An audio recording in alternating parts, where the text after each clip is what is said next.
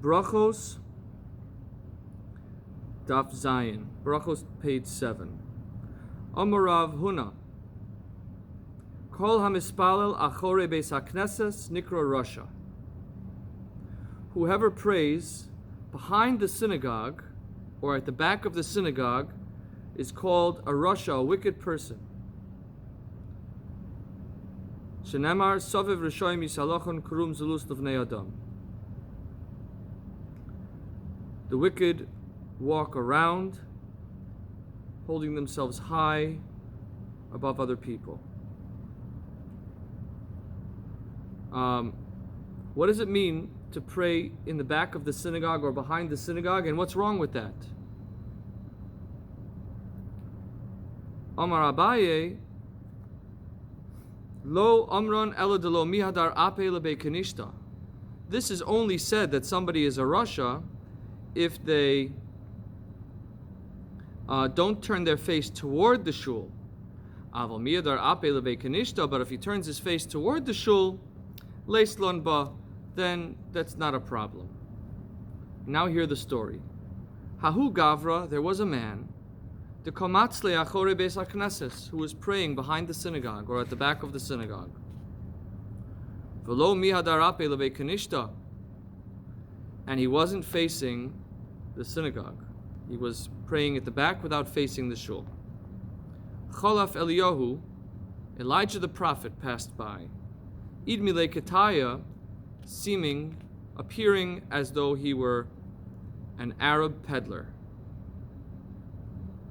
Amar Lei, Eliyahu Hanavi, Elijah the prophet, said to this man, Kadu bar kiyamta kamimorach?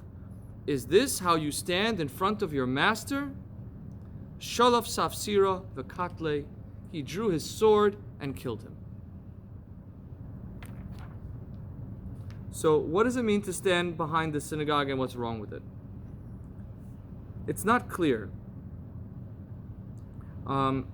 Some seem to say that he prays behind the synagogue over here on the outside, or others say he prays outside the synagogue over there. But in any case, the point is clear that he's facing in the opposite direction of the congregation.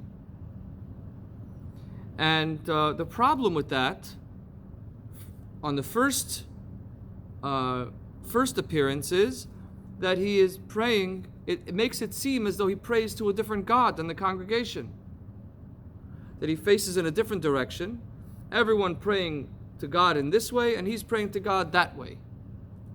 Right? So, even if you're outside of the shul, says Abaye, if you're facing toward the same direction, if you're facing toward the synagogue, if you're facing toward the same direction as the congregation, that's okay. Now, why do we call him a Rasha? And why was this story, what is the meaning of this story in which he's killed by the sword? So, and if we say that it's simply because it's Nira Kishtei Rishuyos, that it seems like he's praying to a different God than the congregation, why specifically this calling a Rasha? And it seems to me that the word Rasha might refer to the first time or the second time in the Torah that the word Rasha appears, or that a person is called a Rasha. And that is when Moshe Rabbeinu sees somebody hitting another Jew. Sees that one person hitting another person, and he says to him, Rasha lama sakareyecha, why are you hitting your fellow man? And that it indicates, Rasha here might indicate somebody who is separating himself from the community and separating himself from his fellow Jew. And this brings out a very important point, which is that our purpose in being in shul, our purpose in being in the synagogue, is that we are here to connect ourselves with our community. We're here to associate ourselves with the common purpose that all of us have, and with the shared identity that we all have. We're not just here to meditate and connect with God.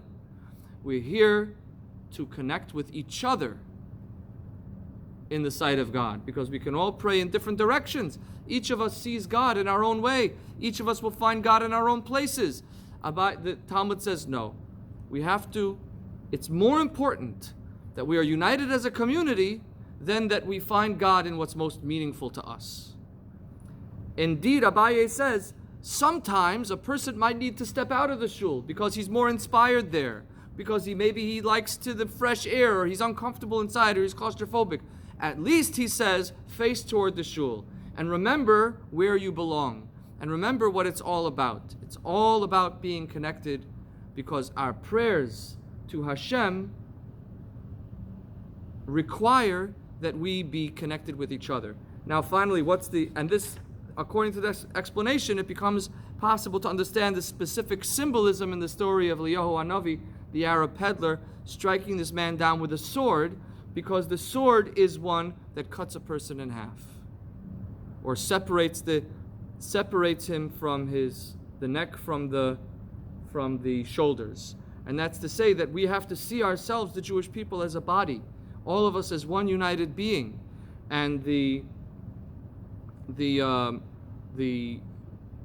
be separate from the community is to be separated from half of ourself, and that is very unhealthy, to say the very least.